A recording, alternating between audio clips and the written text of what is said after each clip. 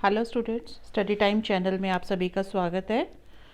बेटा सीबीएसई द्वारा एक इम्पॉर्टेंट इन्फॉर्मेशन जो कि 17 नवंबर 2021 को जारी की गई है, उसके बारे में हम बात करेंगे।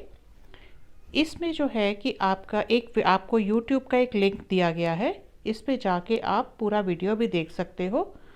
लेकिन जो मेन बात है मैं आपको वो बता देती हूँ।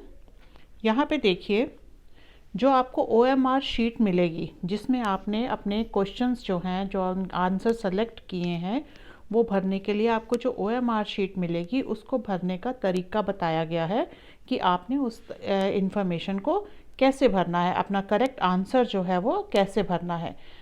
यहाँ पे कुछ उन्होंने एग्जाम्पल्स दिए हुए हैं ताकि बच्चे जो है वो कोई गलती ना करें। तो देखिए, जैसे यहाँ पे ये वाला क्वेश्चन नंबर 1 आप अटैम्प्ट कर रहे हो, ठीक है।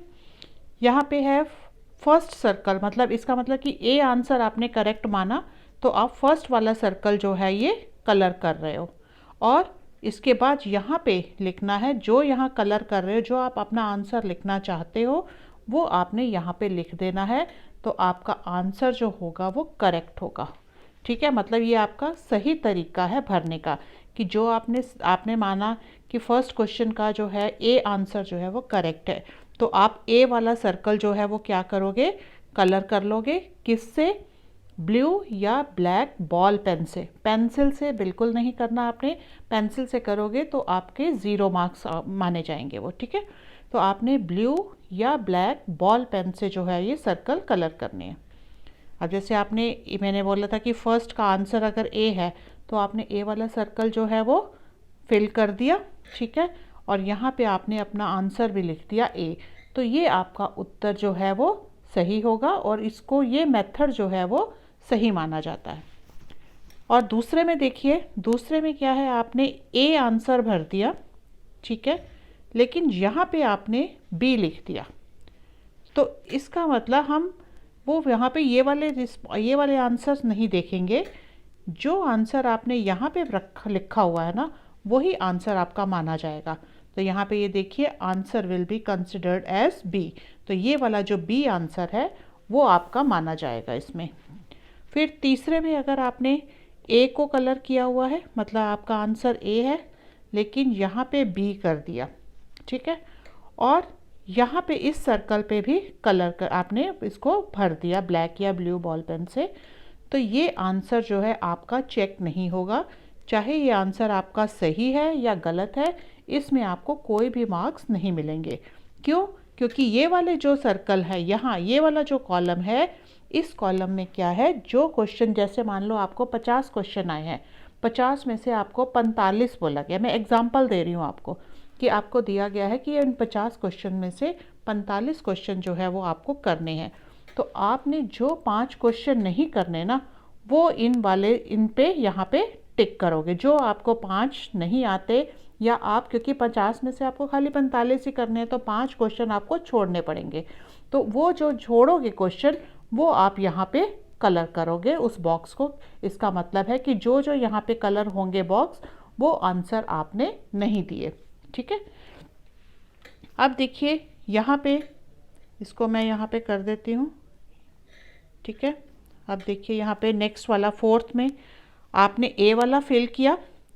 ये एक तो गलत मेथड है। यहाँ पे आपने क्रॉस या राइट नहीं लगाना कुछ भी, बस खाली आपने जो आपको आंसर सही लग रहा है उस सर्कल को आपने क्या करना है, कलर कर देना है, और वही नंबर आपने यहाँ पे लिखना है, ठीक है। और अगर आपने यहाँ पे गलत सर्कल कर दिया है, लेकिन यहाँ पे जो है, जो लिखा है आपने, वो आंसर आपका माना जाएगा, ठीक है। यहाँ पे चाहे आप ए बी सी डी में से कोई भी कर दो, लेकिन जो आंसर यहाँ पे लिखोगे, ठीक है, वो आपका करेक्ट माना जाएगा। अब आपने यहाँ पे क्या किया, ए वाला सर्कल जो है वो कलर कर दिया, और यहाँ पे आपने सी लिख दिया। तो answer will be considered as C. आपका आंसर क्या माना जाएगा, सी माना जाएगा। इसी तरह यहाँ पे आपने क्रॉस राइट क्रॉस क्रॉस कर दिया और यहाँ पे डी लिख दिया, तो आपका 5th क्वेश्चन का आंसर क्या माना जाएगा, डी माना जाएगा।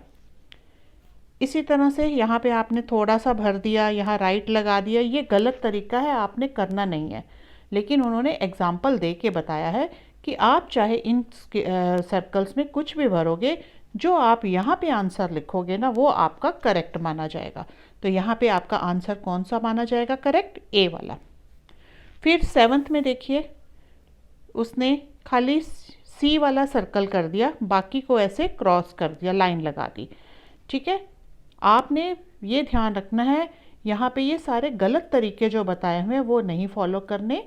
आपने क्या करना है, उस सर्कल को जो आपका करेक्ट आंसर है ए बी सी डी में से, तो उस सर्कल को कलर करना है ब्लू या ब्लैक पेन से, और यहाँ पे आपने ऑप्शन लिखनी है। ठीक है, ये जो यहाँ पे ये दिया हुआ है ना, ये बीच में लाइन लगाना, राइट लगाना, रॉन्ग लगाना, ये आपने बिल्कुल भी नहीं करना। तो इसमें आपका कौन सा, यहाँ पे आपने सी वाला कलर करा और ये सी जो है आपका आंसर लिख दिया, तो आपका आंसर क्या माना जाएगा? सी माना जाएगा। फिर 8 क्वेश्चन पे आओ, आपने बी वाले को कलर कर दिया और बी पे टिक भी लगा दिया। ठीक है, जबकि आपको टिक नहीं लगाना चाहिए, तो यहाँ पे भी आपने बी लिख दिया, तो आपका आंसर क्या माना जाएगा? बी माना जाएगा।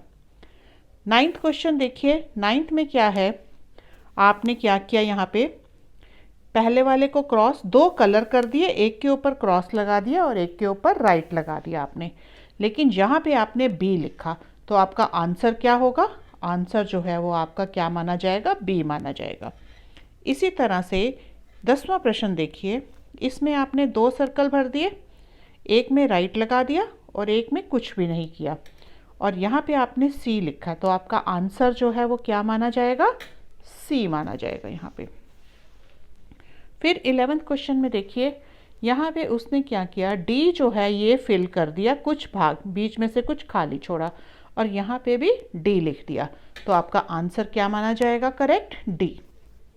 फिर 12th पे देखिए, 2 सर्कल उसने कलर कर दिए और एक पे क्रॉस लगा दिया, ये वाले पे, और यहाँ पे लिख दिया ए, तो इसका मतलब आपका आंसर क्या होगा? ए।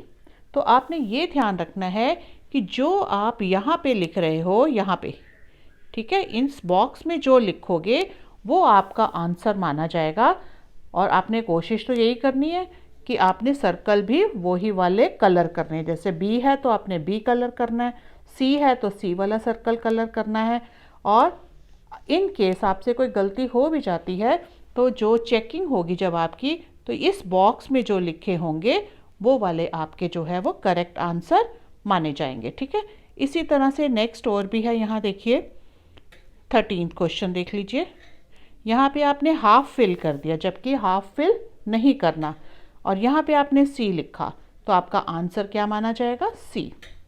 फिर आपने इसको थोड़ा सा फिल कर दिया, इसको पूरा फिल कर दिया, यहाँ डी लिख दिया, तो आपका करेक्ट आंसर क्या होगा? डी। मतलब जब आपकी पेपर की चेकिंग होगी तो जो आंसर आपने यहाँ पे लिखे होंगे वो वाले आंसर आपके माने जाएंगे। ठीक है, फिर 15th में देखिए, आपने ये वाला करा और यहाँ सी वो लिख दिया, तो आपका आंसर क्या माना जाएगा? सी।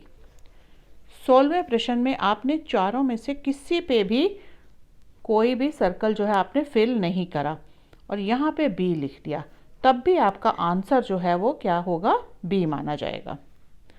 और अगर 17वां है, ये तो आपने बिल्कुल भी नहीं करना कि चारों सारे पूरे छोड़ के नहीं आने आपने।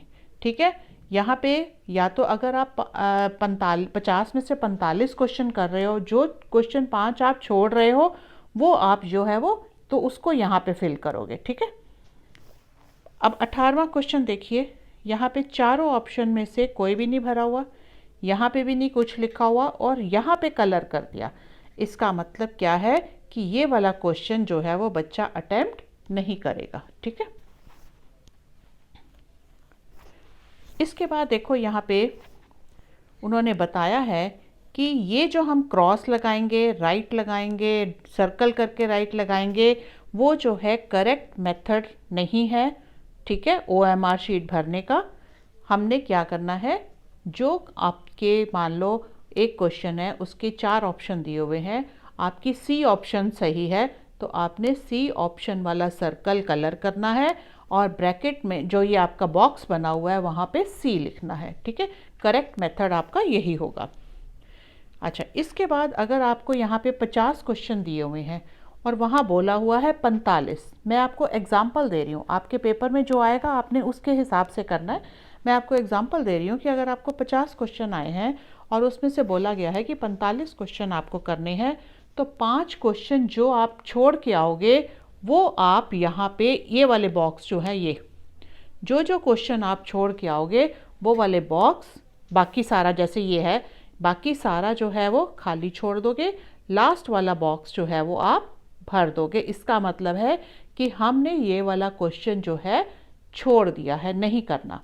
अच्छा, कई बच्चे क्या करेंगे इसमें कि अगर 50 क्वेश्चन दिए हुए हैं तो वो 50 के 50 में ही जो है वो भर के आ जाएंगे।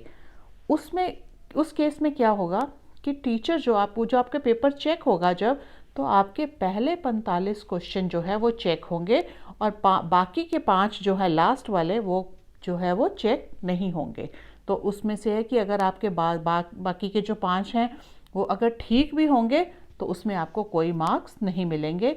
तो इसलिए जितने क्वेश्चन बोले जाएं कि अगर आपको 50 दिए हुए हैं, 45 अटैम्प्ट करने हैं या 40 करने हैं, तो आपने 40 क्वेश्चन अटैम्प्ट करने हैं। या अगर 45 बोला है 45 करो तो 45 करोगे, और 50 में से 45 किए तो 5 जो है ऐसे क्वेश्चन हो जाएंगे जो आपको नहीं करने।